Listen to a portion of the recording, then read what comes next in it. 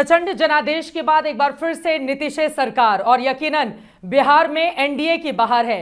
लेकिन इन सब के बीच चिराग पासवान ने शून्य से शिखर का जो सफर तय किया है विधानसभा चुनाव में, वो अपने आप में अभूतपूर्व है। वो इसलिए क्योंकि चिराग पासवान के नेतृत्व में पहली बार इनकी पार्टी ने इतनी ज्यादा सीटें हासिल की हैं।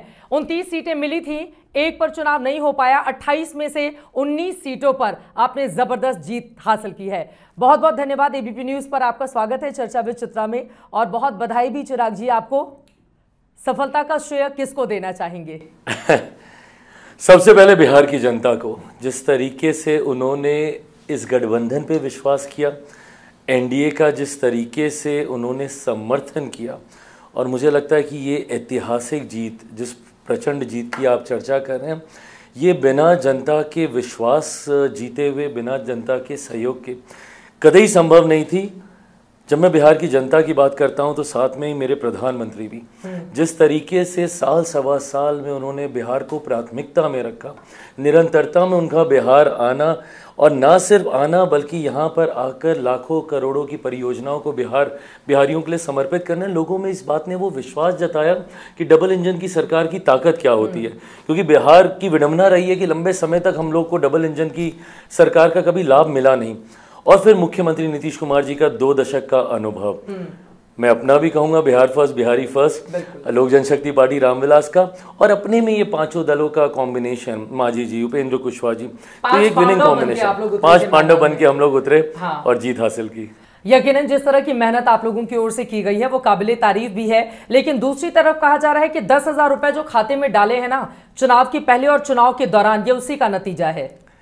विपक्ष के साथ ना सबसे बड़ी समस्या इसी बात की है कि वो बहाने पे बहाने ढूंढेंगे। इस वजह से हो गया, उस वजह से हो गया, ये कारण था, वो कारण था। आत्म मंथन नहीं करते हैं कि आप कहाँ कमजोर पड़े, आपसे कहाँ चूक हो गई कि जनता ने आपको इतनी बुरी तरीके से नकार दिया। और इनको इस 5 साल का नहीं, ये 2025 का ही नहीं, 2020, 2015, 2010 सारे चुनाव का इनको मंथन करना चाहिए। 2015 की जीत क्या राजद की जीत ही नहीं, वो मुख्यमंत्री नीतीश कुमार जी का उनके साथ जाना था। अगर उस वक्त भी मुख्यमंत्री नीतीश कुमार जी एनडीए गठबंधन का हिस्सा होते, जिस स्वरूप में आज हम लोग चुनाव लड़े, 2015 में भी अगर हम लोग इसी स्वरूप में हम लोग चुनाव लड़ते तो परिणाम यही रहने थे। राजद फिर 20-25 सीटें पार नहीं कर पाती। 2020 में भी चित्रा जी, अगर मैं एनडीए गठबंधन का हिस्सा रहता, अगर यूनाइटेड एनडीए उस वक्त भी चुनाव लड़ता, तब भी परिणाम यही रहते। तो जनता तो इनको निरंतरता में नकार चुकी है। इन्हें जीवन दान 15 में मुख्यमंत्री जी के द्वारा मिला, 2020 में मेरे फैसले की वजह से। रिजल्ट आने के बाद जाकर आपने नीतीश जी से मुलाकात भी की थी, तो नीतीश जी ने जरूर ये कहा होगा कि 2020 में अगर हमारे साथ रहे होते तो ऐसा ही नतीजा होता। क्या खुसुर फुसुर हुई थी दोनों नेताओं के बीच में? हुआ क्या ना कि इतना भ्रम फैला दिया जाता है मेरे और मुख्यमंत्री जी के रिश्ते को लेकर, और क्या स्वाभाविक भी है क्योंकि इतिहास हम लोग का ऐसा रहा है। तो किसी को कन्विंस करने में ज्यादा इतिहास क्या रहा है, आपने निशाना साधा है इतना नीतीश कुमार पर 2020 में। पर तब से लेके अभी तक गंगा में से काफी पानी बह भी गया था, और हम दोनों ने एक ईमानदार प्रयास किया एक दूसरे के साथ आने का। मुख्यमंत्री जी का पहली बार छठ पे खरना प्रसाद ग्रहण करने घर आना, ये अपने में एक बहुत बड़ा संकेत था कि आज की तारीख में रिश्ते कितने मधुर हैं। पर उसके बावजूद भी ये फॉल्स नैरेटिव कि अरे जेडीयू का कैडर लोजपा को वोट नहीं कर रहा, लोजपा का कैडर जेडीयू को वोट नहीं कर रहा, 2020 का बदला 2025 में चिराग से लिया जाएगा, ये तमाम तरीके के नैरेटिव चल रहे हैं। जबकि हकीकत, आपने पूछा कि उस दिन क्या चर्चा हुई मेरी मुख्यमंत्री जी के बीच में, तो मुख्यमंत्री जी ने मुझे दिखाया कि वो हेलीकॉप्टर छाप पर वो अपना वोट देकर आए हैं। अच्छा, क्योंकि बख्तियारपुर जहां से उन्होंने दिया तो वहां से हमारे कैंडिडेट थे हेलीकॉप्टर छाप पे, और मैं जहां पर देकर आया हूं अलौली में वो तीर छाप था। इस बार मुझे लग रहा है कि बीजेपी के मुकाबले जेडीयू वालों से आपकी नजदीकियां ज्यादा रही हैं। नहीं, अब सबसे ही बराबर है। अब मैं कोई और मोदी के हनुमान पाला तो नहीं बदल रहे हैं देखकर कि भाई अब नीतीश जी की कुर्सी जब भविष्य में खाली होगी तो उसके स्वाभाविक उत्तराधिकारी हम बन जाएंगे, ऐसा तो ख्वाब पाले नहीं बैठे चिराग पासवान। नहीं, बिल्कुल नहीं, क्योंकि ये अगले 5 साल अभी बहुत महत्वपूर्ण है। जितना बड़ा जनादेश उतनी बड़ी जवाबदेही भी। इस पे हम लोग को खरा उतरना होगा, क्योंकि अब जनता आपसे बहुत उम्मीदें लगा के बैठी है। सरकार नहीं लेकिन चेहरे वही हैं, नीतीश कुमार दोनों डिप्टी सीएम। कहा जा रहा है चिराग पासवान ने पूरी ताकत लगा दी थी कि डिप्टी सीएम की कुर्सी उनकी पार्टी को मिल जाए, लेकिन बीजेपी और जेडीयू वालों ने भाव नहीं दिया आपको। अब बताइए, मैं कितना लालची हो सकता हूँ या मैं कितना नाशुक्रा हो सकता हूँ? एक सांसद वाली पार्टी को 5 सीटें दे दी जाती हैं, मैंने 5 सीटें उनको वापस जीत के दी, वो सेकेंडरी है। पर ये विश्वास गठबंधन का आपके ऊपर होना, मेरे प्रधानमंत्री का मुझ पे होना कि अकेला सांसद है अपनी पार्टी का बट ये 5 जिता के ला सकता है, ये विश्वास बहुत बड़ी बात है। 0 विधायक वाली पार्टी को 29 सीटें आपने दे दी। उसके बाद भी अभी भी अगर मैं मांगू ही कुछ तो मुझसे बड़ा नाशुक्र और कोई नहीं होगा। तो डिप्टी सीएम की कुर्सी नहीं मांगी आपने? नहीं, बिल्कुल नहीं मांगी। और जिस तरीके से मुझे लगता है कि ये व्यवस्था स्थापित है और खूबसूरत तरीके से चल रही है। मुख्यमंत्री जी हैं, सम्राट जी हैं, विजय सिन्हा जी हैं, मुझे लगता है बहुत खूबसूरत व्यवस्था चल रही है। ऐसे में मुझे पहली बार सरकार का हिस्सा बनने का सौभाग्य मिल रहा है। बिल्कुल, ये अपने में बहुत बड़ी बात है। अभी तक तो मैं ये कहता था कि मैं बिहार में सरकार का समर्थन कर रहा हूँ, मैं हिस्सा ही नहीं हूँ, क्योंकि हम लोग कभी ऐसे रहे नहीं। बीच का एक बहुत छोटा सा कार्यकाल छोड़ दे जब चाचा जी यहाँ पे मंत्री थे, बट उस वक्त पार्टी की वो ताकत नहीं थी, वो प्रोमिनेंस नहीं था हम लोग का गठबंधन में। आज जब संकल्प पत्र तैयार हुआ है, उसमें मेरा बिहार फर्स्ट, बिहारी फर्स्ट के विषयों को उसमें जोड़ा गया है, तो आज जिस ताकत के साथ मैं हूँ, अब इसके बाद भी कुछ मांगूंगा तो बहुत लालची कहलाऊंगा। मतलब मुझे ऐसा लग रहा है कि प्रधानमंत्री जी ने अपने हनुमान को बिना मांगे सब कुछ दे दिया है और आगे के लिए बड़े बड़े प्रॉमिसेस भी कर दिए हैं। सूत्र हमें ये जानकारी दे रहे हैं। सूत्रों की जानकारी, तौबा, मैं खुद इतने बारे में इतना सुनता हूँ सूत्रों के माध्यम से। And throughout the election every day there used to be some breaking news about me. आज मैं नाराज हूँ, आज मैं खुश हूँ, आज मेरी मुख्यमंत्री वो सही बात थी, पूरी खबर तो मेरे पास है। वो तो सही बात थी, आपको 29 सीटें दी नहीं जा रही थी, आप नाराज होकर बैठे हुए थे अलग अलग जगहों पर। अच्छा, पता नहीं कौन सा जादू आपने किया कि इतनी सीटें हासिल कर ली। अच्छा, पता है क्या, 29 सीट वाला ना डे 1 ही क्लियर हो गया था। बहुत अच्छा, मैं जब when I sit across the table ना, मैं बहुत लॉजिकल बातों पे चर्चा करता हूँ, हवाई बातों पे नहीं करता। मेरा सिंपल सा था कि भाई 100 सीट से कम तो मैं ही नहीं चाहूंगा कि मेरे प्रधानमंत्री की पार्टी चुनाव लड़े। हम लोग गठबंधन के भीतर थोड़ी चुनाव लड़ रहे हैं कि मैं 29 जीत गया तो तुम 6 जीत गए। हमें तो चुनाव विधानसभा में कितने जीत के जा रहे हैं उसका है। तो जब सामने 140 प्लस पे वो चुनाव लड़ रहा है तो मेरे प्रधानमंत्री की पार्टी कैसे 100 से कम पे लड़ेगी? तो जब वो 100 पे लड़ेगी, मैं उस वक्त ये सोच रहा था कि जेडीयू 2-3 ज्यादा ही लड़ेगी। तो ले दे के बची कितनी 40-42 सीटें। उस पर मैंने बोला था कि बस एक आंकड़ा फिक्स कर दीजिए, 5 मतलब एक लोकसभा पे 5 कर दीजिए, 6 कर दीजिए, जो ठीक लगे। तो 6 का आंकड़ा आया, उस पर भी मेरा नुकसान ही हुआ ना, 6 पंजे 30 होता है। हाँ। मैं तो फिर भी 29 पे आके रुक गया। तो ऐसे में ये तो लड़ाई नहीं, हाँ सीटों के चयन को लेकर जरूर वो हो रहा था। जैसे जीतने वाली सीटें किसके हिस्से में ज्यादा जाएं? मैं 26 हारने वाली सीटें लेके बैठा था। अगर आप आंकड़े निकालेंगी, मैं 26 हारने वाली सीटें आउट ऑफ 26 सीटें ऐसी थी जिसपे सिटिंग हम लोग के नहीं थे, वो हारी हुई सीटें। तो हारने वाली सीटों पर हरवाने का काम तो आप ही ने किया था 2020 में। अब आप अलग आंकड़े देंगे, हरवाने का काम किसने किया था? चिराग पासवान ने किया था उन सीटों नहीं, हाँ, पर। तो 2020 वाली सीटें फिर भी ठीक है, बट उसमें से अब जैसे ओबरा वाली सीट, एनडीए कभी जीता ही नहीं। पहली बार इतिहास में ओबरा से एनडीए का विधायक बना है। कई सीटें ऐसी जो 2010 के बाद हम लोग कभी नहीं जीते हैं। कम से कम 6-7 सीटें ऐसी जो 15 के बाद हम लोग कभी नहीं जीते हैं। तो मैं ऐसी सीटें मैं लेके बैठा था। उसके बाद भी 19 में से ना सिर्फ मैंने अपनी 3 सीटिंग तो वापस गठबंधन को दी ही दी, 16 नई ऐसी सीटें जिता के दी जो हम लोग नहीं जीते थे। इसके पहले कि मैं बाकी सवालों पर जाऊं, एक बार फिर से नीतीश कुमार जी, चूंकि मीडिया में अब वो इंटरव्यू बहुत कम देते हैं या ना के बराबर देते हैं, तो आपकी जब इधर मुलाकात हुई है चुनावी जीत के बाद, तो मुख्यमंत्री जी की ओर से क्या क्या बातें कही गई? जीत का श्रेय किसको दिया? अब आगे क्या करना है, उसको लेकर क्या रोड मैप रखा? बड़े कॉन्फिडेंस में भी जब विधानमंडल दल का नेता उनको चुना गया तो दिखाई दे रहे थे मुस्कुराता हुआ चेहरा। क्या बातचीत हुई है? नहीं, मुझे लगता है एक तो ही so used to being the chief minister कि उनके लिए कोई नई व्यवस्था तो है नहीं। हाँ। हम लोग जरूर एक्साइटेड है। मेरे लिए ये बहुत एक्साइटमेंट की बात है कि पहली बार हम लोग बिहार सरकार का हिस्सा बन रहे हैं। मंत्र नहीं ले लिया कि ये बताइए कि 10 बार चीफ मिनिस्टर बनने का जो रिकॉर्ड आपने अपने नाम किया है, मुझे मंत्र दीजिए कि आगे मैं भी उस राह पर चल सकूं। चिराग पासवान ने क्या कुछ मंत्र इस तरह का मांगा है नीतीश जी से? ये आपने मुझे अच्छा सवाल दे दिया मेरे जहन में। अगली मुलाकात में उनसे जरूर ये पूछूंगा। बट अभी तो ही इज वेरी फोकस, और वो भी इस बात को लेके बहुत क्लियर है कि आराम करने का समय नहीं है, सीधा काम पे लग जाना है।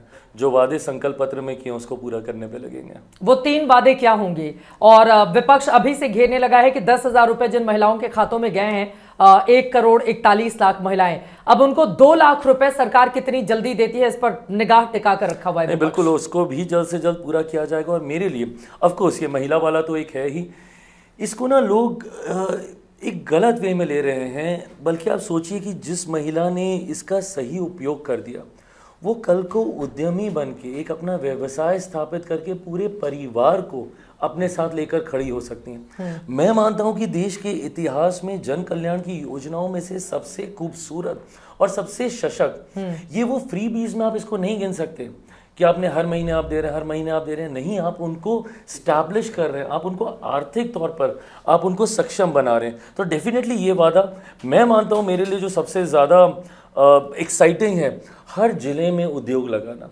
और मैं मानता हूं कि जिले से शुरुआत करेंगे, इवेंचुअली प्रखंड तक जाएंगे, पंचायत तक हम लोग पहुंचेंगे और ये व्यवस्था तैयार होगी। उद्योग लगेगा कैसे? मुझे नीतीश जी की बात उद्योग धंधों पर याद आ गई कि यहाँ पर गुजरात जैसा समंदर तो है नहीं कि यहाँ उद्योग फले फूलें। अभी अडानी जी को 1 रुपए लीज पर जो जमीन दी गई है वो भी बड़ा मुद्दा विपक्षी दलों की ओर से बनाया गया था। आज की तारीख में मैं मानता हूं, क्योंकि ये सवाल कई बार विपक्ष ने चुनाव के दौरान भी उठाए कि अब आप बात कर रहे हैं 20 साल में आपने क्या किया, 2 दशक से आप मुख्यमंत्री हैं, क्या किया। आप किस हाल में 2005 में बिहार को छोड़ के गए थे? बर्बादी की खाई में आप उसको फेंक कर गए थे बिहार को। एक समतल जमीन पे नई इमारत को खड़ा करना आसान होता है, बट जब वो खाई इतनी गहरी हो उसको भरने में मैं मानता हूँ 2 दशक लगे, बट आज वो इंफ्रास्ट्रक्चर तैयार हुआ है। मैं इस बात का गवाह हूँ, मुझे पूरा दिन लगता था एक कोने से दूसरे कोने बिहार के जाने में। हम लोगों को घंटों लगते थे, मैं अपने गांव पूरा दिन लगता था मुझे जाने में।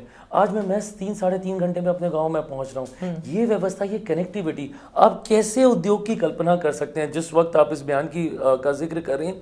क्योंकि उस वक्त वो कनेक्टिविटी भी नहीं थी, उस वक्त बिजली नहीं थी, बिजली आपूर्ति की समस्या थी, पेयजल की समस्या थी। तो इंडस्ट्रीज आएंगी कैसे जब तक बिजली नहीं होगी, पानी नहीं होगा, कनेक्टिविटी नहीं होगी, लॉजिस्टिक्स ही नहीं बैठेंगे। तो ये तो हो गया ना 20 सालों में। अब 20 साल से ज्यादा और कितना मौका दे? लेकिन मजदूरों का पलायन देखिए, खुद आप एक युवा नेता हैं, मजदूरों का पलायन रोक पाने में सरकार पूरी तरह से नाकाम रही। और खासतौर से आप लोगों ने ये जो 1 करोड़ रोजगार और सरकारी नौकरी देने का वादा किया है, अब सभी की निगाह उस पर टिकी रहेगी, क्योंकि तेजस्वी यादव की ओर से 3.25 करोड़ सरकारी नौकरी की बात कही गई, आप लोगों ने उसका मजाक बना दिया। लेकिन आप लोगों ने जो वायदे किए हैं उसी पर मैंडेट मिला है। अब नौकरी रोजगार कैसे सरकार देगी, ये बड़ा सवाल है बिहार में। देखिए, आज की तारीख में मैं मानता हूं कि डबल इंजन की सरकार की वो ताकत है जहां से हम लोग व्यवस्था का एक्सपेंशन कर सकते हैं, उसका विस्तार कर सकते हैं। कई ऐसे क्षेत्र हैं जिसका जिक्र मैंने बिहार फर्स्ट, बिहारी फर्स्ट में भी किया था, जो एब्सोल्युटली अनटैप्ड हैं। अभी जैसे रिलीजियस टूरिज्म के बारे में मैं हमेशा जिक्र करता हूँ, क्योंकि मेरा प्रदेश इतना ब्लेस्ड स्टेट है। ये गुरु गोविंद सिंह जी की धरती है, ये भगवान महावीर की धरती है, गौतम बुद्ध की धरती है, मेरी माता सीता की धरती है। मैंने बिहार फर्स्ट, बिहारी फर्स्ट में हमेशा ये कहा कि जितना भव्य अयोध्या में राम मंदिर बना है, उतना ही भव्य मेरी माता सीता का भी मंदिर बनना चाहिए। आस्था एक तरफ, बट रिलीजियस टूरिज्म उससे कितना बढ़ेगा? जब इन क्षेत्रों में जब हम विस्तार करेंगे तो मैं मानता हूं कि जॉब अपॉर्चुनिटीज भी क्रिएट होंगी, साथ ही साथ रेवेन्यू जनरेशन भी होगा। आज हम लोग 14 करोड़ आबादी की बात करते हैं, 3,17,000 करोड़ की इनकम इज नॉट इनफ इस आबादी को का ध्यान रखने के लिए। तो मैं मानता हूं धीरे धीरे, और आज जब केंद्र सरकार का पूरा सहयोग आपको मिलता है, मैं बिहार की जिस विडंबना की बात कर रहा था, पूरे 2000 का दशक देख लीजिए, जब तक केंद्र में यूपीए की सरकार थी, बिहार में एनडीए की सरकार थी। जैसे ही केंद्र में एनडीए की सरकार 2014 में आई, बिहार में 2015 में महागठबंधन की सरकार आ गई। तो वो लाभ ही नहीं मिला, कभी केंद्र का सहयोग ही नहीं मिला। बट आज जिस तरीके से सहयोग मिल रहा है, मैं मानता हूं एक्सपेंशंस होंगे, हर क्षेत्र में होंगे, हेल्थ सेक्टर है, एजुकेशन सेक्टर है, और जब ये एक्सपेंशंस होंगे तो जॉब अपॉर्चुनिटीज भी क्रिएट होंगी। मेरा खुद का विभाग इसमें काफी भूमिका निभा सकता है। खाद्य प्रसंस्करण कृषि प्रधान प्रदेश है मेरा। मेरे हाजीपुर का केला है, मुजफ्फरपुर की शाही लीची है, भागलपुर का आम, मखाना आज लेकर गए मेरे प्रधानमंत्री मखाने को विदेशों तक। तो ये तमाम चीजों, अगले 5 साल मैं मानता हूं कि गोल्डन अपॉर्चुनिटीज होंगी, पलायन, रोजगार और नौकरी के लिए, एंड पलायन भी नियंत्रित होगा। और मैं मानता हूं कि आने वाले सालों में, दशक भर में हम लोग रिवर्स माइग्रेशन देखने लग जाएंगे। देखिए, नीतीश जी की अपनी एक अलग पहचान रही है, उनसे बहुत सारे उस तरह के सवालों के जवाब मांगे गए, लेकिन उसके बावजूद जनता का भरोसा उन पर रहा, नौकरी और रोजगार जैसे मुद्दों के बीच भी। लेकिन आप लोग जो युवा चेहरे हैं, जो बहुत बड़े बड़े वादे करते हैं चुनावी रैलियों में, तो अगर रोजगार और पलायन को आप लोग नहीं रोक पाए तो फिर 5 साल के बाद सरकार, जो जनता है वो घेरेगी आप लोगों को। बिल्कुल घेरेगी। तो इसके लिए रोड मैप है आपके पास? पूरा रोड मैप है, पूरा ब्लूप्रिंट है। और मेरे लिए तो खास तौर पे अब और ज्यादा, क्योंकि अब तो मैं ये नहीं कह सकता कि मैं सरकार का समर्थन कर रहा हूं, अब तो मैं व्यवस्था का हिस्सा हूं। अरे अब तो मैं 2030 में मुख्यमंत्री बनने का ख्वाब देख रहा हूं। आगे से 2-4 लाइन और भी आप जोड़ दे। नहीं, आप मैनिफेस्ट कर ही रही है मेरे बिहाफ में, मैं कतई नहीं टोकूंगा, प्लीज डू दैट। अपने आप को क्या आप मान रहे हैं कि नीतीश जी के बाद मतलब मैं युवा हूं, मेरे पास समय है, कोई दाग नहीं है, तो आगे मैं उत्तराधिकारी बनने को तैयार हूं नीतीश कुमार का? मैं मेडिटेट बहुत करता हूँ, ध्यान लगाता हूँ, और ध्यान आपको एक चीज सिखाता है कि जिस क्षण में आप हो ना, आपको पूरी ताकत पहले उस पर आपको देनी होगी। Of course at the corner of the I future आपके जहन में जरूर रहना चाहिए। तो अभी फिलहाल मेरे लिए प्राथमिकता मौजूदा परिस्थिति में, बीजेपी के भी नेता तैयारी कर रहे हैं कि नीतीश जी के बाद मुख्यमंत्री की कुर्सी तो हमारे पास आएगी। एक नीतीश जी की कुर्सी, उस पर चारों तरफ से निगाह बनाकर नेताजी लोग बैठे हुए हैं। देखिए, विकल्प लोकतंत्र की ताकत और खूबसूरती होता है। आज कितने विकल्प थे बिहार की जनता के पास। एक नई पार्टी जन स्वराज के रूप में आई, मेरे छोटे भाई तेजस्वी थे, अलग अलग तमाम पार्टियां, पर जनता ने अंतोगत्वा किसी एक पे विश्वास किया। और मैं मानता हूं कि बिहारी बुद्धि राजनीति की दृष्टि से बहुत शार्प होती है, और कोई बिहारी अपना वोट बर्बाद नहीं करता। दे नो एग्जैक्टली कि किसके लिए हमें वोट करना है, और यही परिणामों में देखने को मिला। तो ठीक है ना, आगे और विकल्प आएंगे, जितने विकल्प होंगे उसमें से चुनना और ज्यादा आसान होगा। जनस्वराज की बुरी तरह से हार हुई, आपने जिक्र किया, तो प्रशांत किशोर को क्या सलाह आप देना चाहेंगे? अरे प्रभु, मैं कोई नहीं होता उनको सलाह देने वाला, वो खुद दूसरों को सलाह दे के। देखिए, मैंने चुनाव के दौरान भी कहा था इस बात को, और ये मेरा अपना अनुभव भी था। 2020 में अगेन आप भी गवाह हैं उसकी, मेरी भी सभाओं में ऐसी ही भीड़ इकट्ठी होती थी, रोड शो में उतना ही उत्साह देखने को मिलता था जो प्रशांत जी के लिए। पर देन चुनाव लड़ते लड़ते मुझे इस बात का एहसास हुआ कि इवेंचुअली चुनाव बाइपोलर हो जाता है, और खास तौर पर जिस दिन प्रचार थमता है उससे लेकर वोटिंग के बीच में जितना फ्लोटिंग वोटर्स होते हैं, जो अभी मन नहीं बनाए होते हैं, वो एक दिशा में चले जाते हैं। तकरीबन 25 से 30% एक हाँ, बड़ी और ये बड़ी आबादी होती है, और ये इवेंचुअली बाइपोलर पे ही जाते हैं, या तो इस गठबंधन को या उस गठबंधन को। बहुत रेयरली ऐसा होता है कि किसी नए या कोई अकेले वो है तो उसका समर्थन करें। तो मैं डे वन से मैं मान रहा था कि प्रशांत जी की लड़ाई वोट परसेंटेज के लिए जरूर हो सकती है, but in terms of winning number of seats नहीं होगी। ठीक है, तेजस्वी यादव की जब से हार हुई है तब से उनके परिवार में भी, पार्टी में भी दरार देखने को मिल रही है। आपकी ओर से रोहिणी आचार्य पर बयान भी आया था, तो उनकी पार्टी को या तेजस्वी को क्या सलाह देंगे आप? सबसे पहले तो ना हार को स्वीकार करें। जब तक बहाने बनाएंगे ना, आप नहीं काम करेंगे। मैंने 2020 में अगर बहाना बनाना शुरू किया होता कि ये है कारण, मैं खुद में कभी यहाँ तक नहीं आ पाता। आपको पहले उसको स्वीकार करना होगा, और आपको सामने से आके फेस करना होगा। 2030 में चित्रा जी, 2020 में मेरा इतना मजाक उड़ा था क्योंकि मेरी पार्टी का एकदम ही बहुत ही बुरा प्रदर्शन था, ले दे के मेरा एक विधायक जीता, वो भी पार्टी छोड़ के चला गया था। उसके बाद भी सबसे पहली पार्टी जो प्रेस कॉन्फ्रेंस करने आई, जो जीती हुई पार्टियां थी कोई नहीं आई, हारी हुई पार्टियां जो मुख्य विपक्षी दल थे कोई नहीं आए। सबसे पहला व्यक्ति प्रेस कॉन्फ्रेंस जोश में थे, चिराग पासवान कर रहा था। तो ये जोश ही तो आपको आगे लेकर जाएगा ना।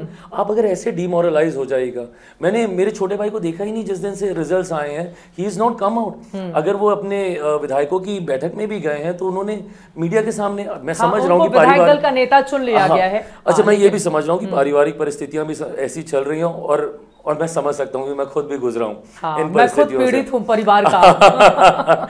तो मैं खुद चाचा जी ने बधाई दी फोन करके कि बहुत अच्छा चुनाव लड़े, कांग्रेचुलेशन आपको। सोशल मीडिया पे मेरी टीम ने मुझे बताया कि ही इज कांग्रेचुलेटेड मी, बट मैंने तो खैर उनकी गाली को भी आशीर्वाद समझा था, आज तो आशीर्वाद मिला ही है। आपका तो दर्द बड़ा है, बिल्कुल तेजस्वी जी का तो छोटा होगा, आपका तो कुछ ज्यादा ही बड़ा है। नहीं, बट पता है जब परिवार की बात होती है ना, दर्द कम ज्यादा नहीं, इंटेंसिटी सेम रहती है। एंड आई कैन अंडरस्टैंड कि उस परिवार पे क्या बीत रही होगी, और वो मेरा भी परिवार है। हम लोग की राजनीतिक मतभेद एक तरफ, बट राबड़ी जी मेरी माँ है, लालू जी मेरे पिता समान है, वो मेरा भी परिवार है। लेकिन रोहिणी जी आरोप लगा रही है ना कि उनके ऊपर चप्पल फेंकी गई। ये गलत है ना, ये गलत है। ये आप नहीं इन सब चीजों को, और इसमें घर के बड़ों को हस्तक्षेप करना, खैर मैं कोई नहीं होता इस पे कमेंट करने वाला, बट अगर ऐसा हुआ है जिस घर में महिला का, बेटी का, बहू का सम्मान नहीं है, मैं नहीं मानता कि वो घर परिवार आगे बढ़ सकता है। जरूरी, हम तो उन परिवारों में से आते हैं जहां हम लोग बेटियों के पांव धोकर हम लोग वो करते हैं, नवरात्रों में हम लोग पूजन करते हैं। तो ऐसे में इस तरीके की घटनाएं अगर हुई, मुझे नहीं पता कि सही क्या है, बट मैं बस इतनी प्रार्थना करता हूं, क्योंकि उस परिवार को मैं अपना मानता हूं, बस जल्द से जल्द सब सुलझ जाए। ठीक है, अब आपको अलग अलग कार्यक्रमों में जाना है, मुझे पता है, इसीलिए आखिरी के 2-3 सवाल मैं जल्दी से ले लेती हूं। बार बार विपक्षी दलों की ओर से अब ये कहा जा रहा है कि कोई दलित डिप्टी सीएम क्यों नहीं बनाया गया है एनडीए में, तो इसका जवाब तो आपको ही देना चाहिए कि आप कहां पर चूक गए। ये ना वो क्या बोलते हैं, चिंगारी लगाने वाली बातें होती है, हाँ। प्रवोक करने वाली बात होती है। चुनाव के वक्त इधर से भी ये सारी बातें कही गई थी, जैसे ही सैनी साहब का आया, हाँ। अरे तो मुसलमान को क्यों नहीं कर रहे, क्यों नहीं कर रहे। ये अब हो गया, चुनाव लड़ लिए, अब जिम्मेदारी हमारी है अगले 5 साल किसी को चेहरा बनाकर उस समाज को सम्मान दिया जाए या उसको मुख्य धारा के साथ जोड़ा जाए, नहीं। उसके लिए वो दिल में भावना होनी चाहिए, जो मैं मानता हूँ कि मेरी रगों में मेरे नेता, मेरे पिता आदरणीय रामविलास पासवान जी का खून है। ना कभी उन्होंने किसी परिस्थिति से समझौता किया था, ना मैं ऐसा कभी होने दूंगा। रामविलास पासवान जी अगर आप होते और आपकी ये कामयाबी देखते तो फिर क्या कहते? My mother gets very emotional thinking about this. उनको लगता है कि पापा को आज होना चाहिए था, देखना चाहिए था। He was a very proud father and तब तो मैंने कुछ किया भी नहीं था, still he was so proud of me. तो आज तो मैं मानता हूँ बट मैं मानता हूँ ये सब भी उन्हीं की वजह से है, उनकी ब्लेसिंग्स नहीं होती। अभी हाल ही में एक वीडियो वायरल हुआ था, आपने जिक्र किया इसलिए मैं पूछ लेती हूँ। रामविलास पासवान जी ने लोकसभा में कहा था कि कहीं पर दंगा हो गया था तो 1 साल के बेटे को मुझे ऊपर छत से नीचे फेंकना पड़ा था। वो क्या था वाकया? मतलब आपने परिवार से सुना होगा, आप ही थे। मैं ही था, मुझे फेंका गया था, ऊपर से फेंक दिया गया था आपको। तो ये 84 की बात है, जब दिल्ली में 6 राइट्स हुए थे, इंदिरा जी की हत्या जब कर दी गई थी, और संजोग से मेरा जन्मदिन भी उसी दिन होता है, 31 अक्टूबर को। तो 31 अक्टूबर को उनकी हत्या की गई थी और उसके बाद ये सिख दंगे शुरू हो गए थे। तो हम लोग उस वक्त 12 राजेंद्र प्रसाद रोड में रहते थे दिल्ली में। तो ठीक सामने एक टैक्सी स्टैंड था, तो वहाँ पे एक सरदार टैक्सी वाले थे।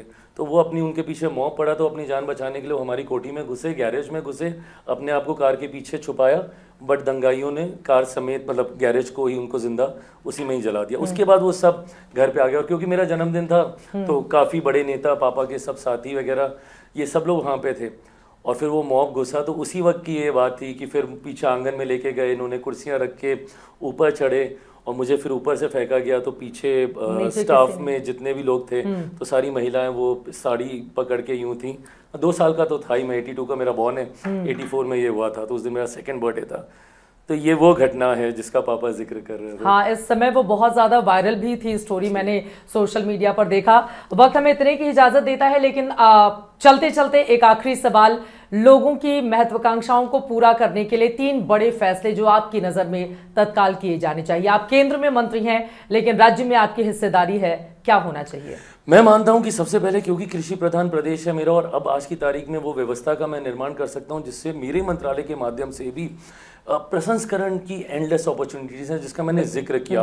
और जब यहीं पे उन वस्तुओं का प्रसंस्करण होने लगेगा, प्रोसेस करके, बढ़िया सी पैकेजिंग करके, मार्केटिंग करके, जब उनको वैश्विक बाजारों के साथ जोड़ा जाएगा, जो मैंने पिछले 1 साल में भी मैंने कनेक्ट करने का प्रयास किया, बट आज की तारीख में मैं उसको और ज़्यादा मजबूती से कर सकता हूँ। So yes, this will be one of my priorities. Education, शिक्षा शिक्षा शिक्षा बहुत ज़रूरी है। जब तक मेरा राज्य शिक्षित नहीं होगा, जात पात धर्म मजहब से हम लोग निकलेंगे नहीं। और अगेन, जब मैं रेवेन्यू जनरेशन की मैं बात करता हूँ, हम लोग हजारों करोड़ कोटा क्यों जाते हैं मेरे बच्चे? कोटा में पढ़ने वाला बिहारी, पढ़ाने वाला बिहारी, अधिकांश शैक्षिक संस्थानों के मालिक बिहारी, पर व्यवस्था राजस्थानी। ये व्यवस्था हमें भागलपुर, दरभंगा, पटना, जम्मू, अलग अलग जिलों को का क्लस्टर्स बना के करना होगा। सो शिक्षा एंड हेल्थ वेरी इंपॉर्टेंट।